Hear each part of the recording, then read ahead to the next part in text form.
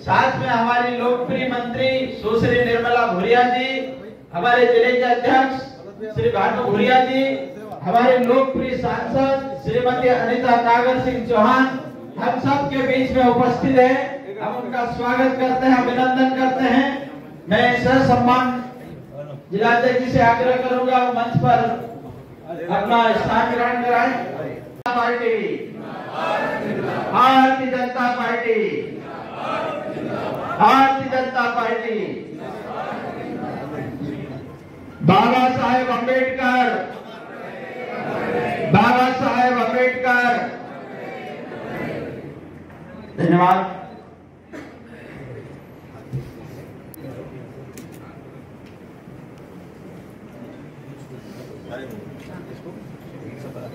हम सबके बीच में हमारे बहन सिंह बघेल भाई साहब भी उपस्थित हैं, उनका भी स्वागत अभिनंदन करता हूं। अध्यक्ष जी, मिलके कर लेते हैं। आओ सर, प्रभारी जी।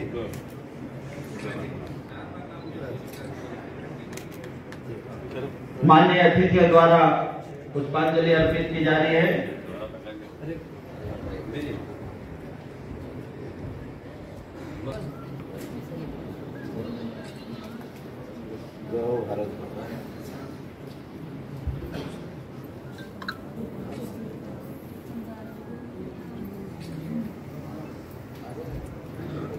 जोरदार ताली से उनका स्वागत करें, अभिनंदन करें।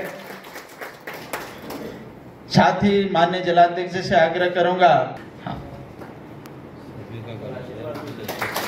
माननीय जिलाध्यक्ष से आग्रह करूंगा कि आज के हमारे और वक्ता हमारे आदरणीय विजय जी अटवाल भाई साहब, जिला महामंत्री मंदसौर,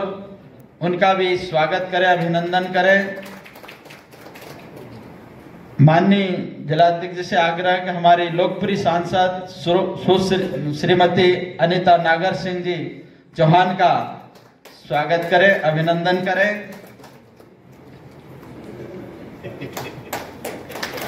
कृष्णपाल सिंह जी से आग्रह है कि जिलाध्यक्ष जी का स्वागत करें। से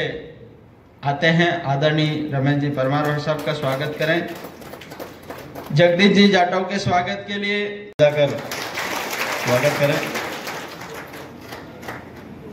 और एक बार अपने स्थान पर खड़े हो जाएं और फिर बैठ जाएं।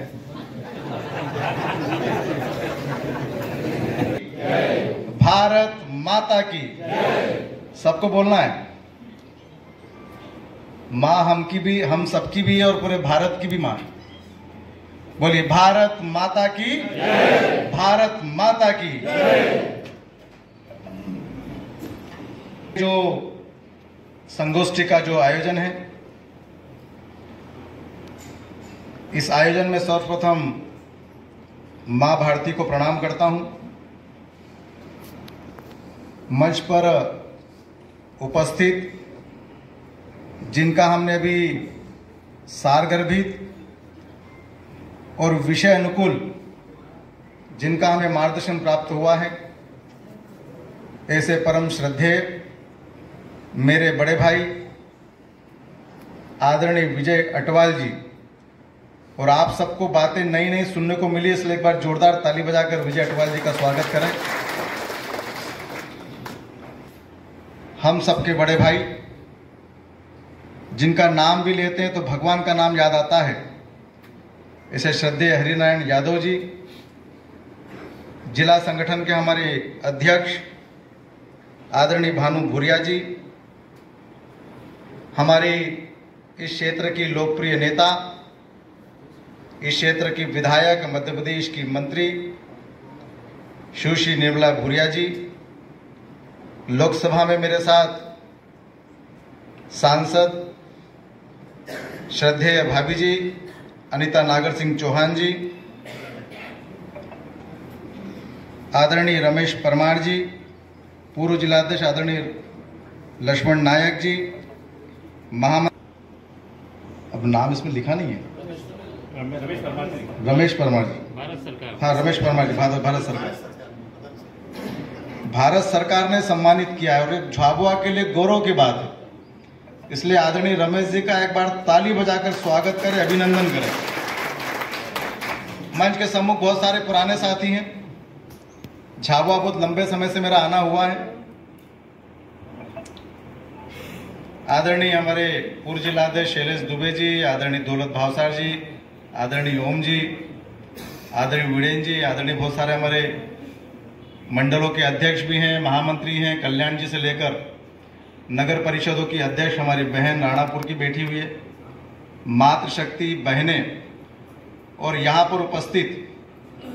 भारतीय जनता पार्टी की वो कार्यकर्ता जो इस जिले में भारतीय जनता पार्टी की विचारधारा को लेकर नीचे तक ले जाने वाले ऐसे कार्यकर्ता हैं। इसलिए मैं कार्यकर्ता होने के नाते आप सबको दोनों हाथ जोड़कर राम राम करता हूं, प्रणाम करता हूं।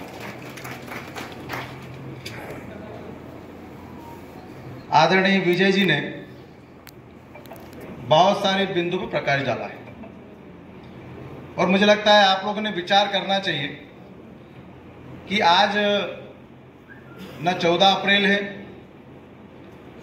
न ही डॉक्टर भीमराव अंबेडकर जी का कोई दिवस है और न ही उनको लेकर कोई कार्यक्रम है,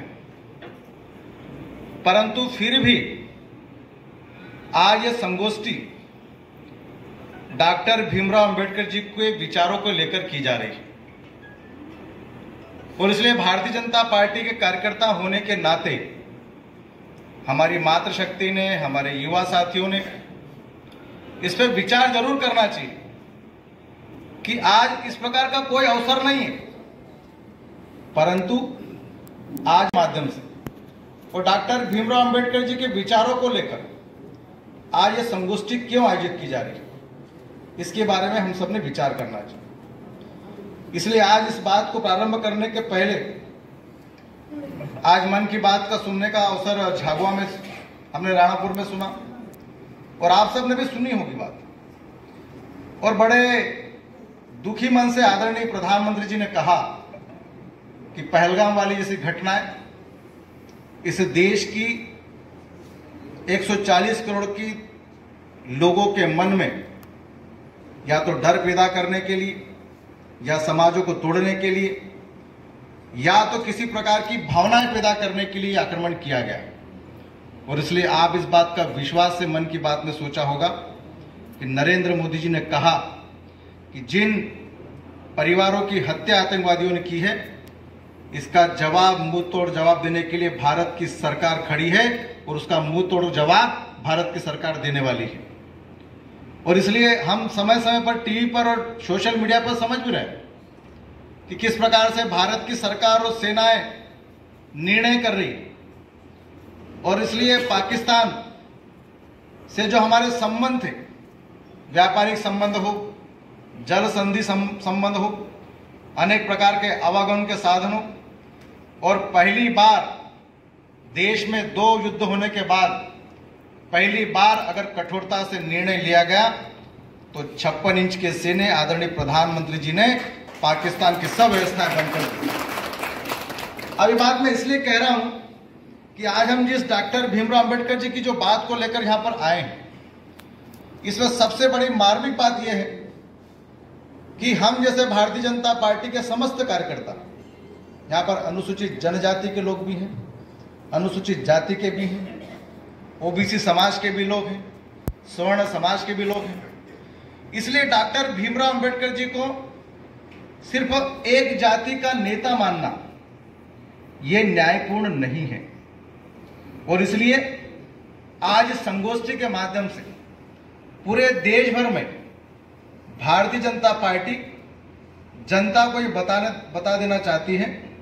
कि डॉक्टर भीमराव अंबेडकर जी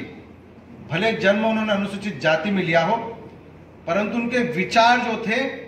वो भारत के सभी समाजों को जोड़ने वाले विचार थे और संपूर्ण भारत की सामाजिक व्यवस्था को सुधार करने वाला विचार थे।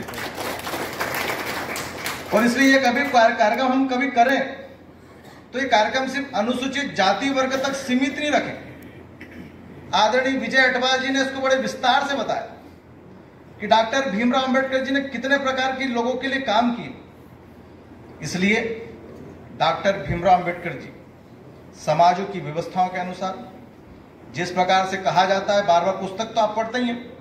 डॉक्टर भीमराव अंबेडकर जी के बारे में बड़े बड़े विषय और लेख भी आपने सुने होंगे, परंतु आज की इस संगोष्ठी में मैं दो लोगों का जिक्र करने की आवश्यकता समझता हूं। एक डॉक्टर भीमराव अंबेडकर जी, जिनके बारे में हम संगोष्ठी कर रहे हैं, जिन्होंने इस देश में रहने वाले दबे हुए, कुचले हुए, गरीब किसान, अनुसूचित जाति, अनुसूचित जनजाति या अनेक प्रकार की छुआछूत की भेदभाव को देखते हुए सामाजिक व्यवस्थाओं में जिस प्रकार की प्रताड़नाएं होती थी, इस व्यवस्थाओं का पुरजोर विरोध करना और व्यवस्थाओं को ठीक करना। आपने देखा है कि डॉक्टर भीमराव अंबेडकर जी के बारे में बार बार ये कहा जाता है कि उन्होंने जो जीवन जिया उसके खिलाफ ही उन्होंने लिखा कि ये व्यवस्था ठीक होना चाहिए, परंतु सबसे बड़ी बात उसमें यह है, उन्होंने कहा कि इस देश में इस प्रकार की सामाजिक व्यवस्थाएं, जहां पर इस गांव में रहने वाला, शहर में रहने वाला गरीब नहीं रहे, हर व्यक्ति को मंदिर जाने का अधिकार मिले, हर व्यक्ति को पीने का पानी का अधिकार मिले, हर व्यक्ति को सामाजिक व्यवस्था के अनुसार जीवन जीने का अधिकार मिले और समाज में समानता का व्यवहार बने, इस व्यवस्था को बनाने के लिए डॉक्टर भीमराव अंबेडकर जी का बड़ा विशेष योगदान रहा। दूसरे मैं प्रमुख व्यक्ति की बात करता हूं जो हम सबके आदर्श हैं, सरदार वल्लभ भाई पटेल। सरदार वल्लभ भाई पटेल के बारे में यह कहा जाता है कि जब देश आजाद हुआ था और आजादी के समय इस देश में राजशाही व्यवस्थाएं थी, राजे रजवाड़ों की व्यवस्थाएं थी, अनेक प्रकार के राजशाही तंत्र व्यवस्थाएं थी। ये झावा भी कहीं कहीं किसी राजा के अंतर्गत हुआ करता था, बड़वानी भी है, धार भोजशाला है। ऐसे पूरे देश में अनेक प्रकार की राज व्यवस्थाओं के अनुसार काम चलता था। जब देश आजाद करने की बात आई तब इसी प्रकार की राज व्यवस्थाओं के अनुसार भी भारत में विलय होने की व्यवस्थाएं शुरू हुई, परंतु यह काम सरदार वल्लभ भाई पटेल को दिया गया। एक तरफ सामाजिक व्यवस्थाओं के लिए डॉक्टर भीमराव अंबेडकर जी ने काम शुरू किया, परंतु इस राष्ट्र को निर्माण के लिए, राजशाही व्यवस्थाओं को एक सूत्र में गुंथने के लिए अगर किसी व्यक्ति ने काम किया तो सरदार वल्लभ भाई पटेल ने करके दिया है। ये दो प्रकार के व्यक्तियों की याद में आप सबको दिलाना चाहता हूं। एक तरफ सामाजिक व्यवस्थाएं, जिसके कारण से सामाजिक भक्ति के आधार पर, जहां पर समाज एकता के आधार पर खड़ा हो, और इसलिए राष्ट्र की एकता के लिए ये व्यवस्थाएं शुरू की गई। इसलिए मैं दो व्यक्ति की बात इसलिए कहता हूं कि सरदार वल्लभ भाई पटेल को हम बार बार याद करते हैं, इसलिए उन्होंने जो काम किया वो आज याद करने की आवश्यकता है। जम्मू कश्मीर की घटना जो आज हम लोग देख रहे हैं, धारा 370 इसलिए हमारे सामने लागू हुई कि वो काम उस समय पंडित जवाहरलाल नेहरू ने अपने हाथ में लिया था, और बाकी पूरे देश में जितने राजशाही व्यवस्थाएं थी उसको एक करने के लिए सरदार वल्लभ भाई पटेल ने अपने हाथों में लिया था। और आज पूरी व्यवस्थाएं देख लो कि जम्मू कश्मीर में धारा 370 पंडित नेहरू के कारण लगी, और बाकी पूरे देश में अगर पूरा देश एकता के आधार पर खड़ा है तो उसमें सरदार वल्लभ भाई पटेल का नाम स्वर्णिम अक्षर में भारत के इतिहास में लिखा जा रहा है। और इसलिए ये दोनों व्यवस्थाओं के आधार पर हम सब लोग काम कर रहे हैं। एक तरफ राजनीतिक एकीकरण और एक तरफ राष्ट्रीय एकीकरण।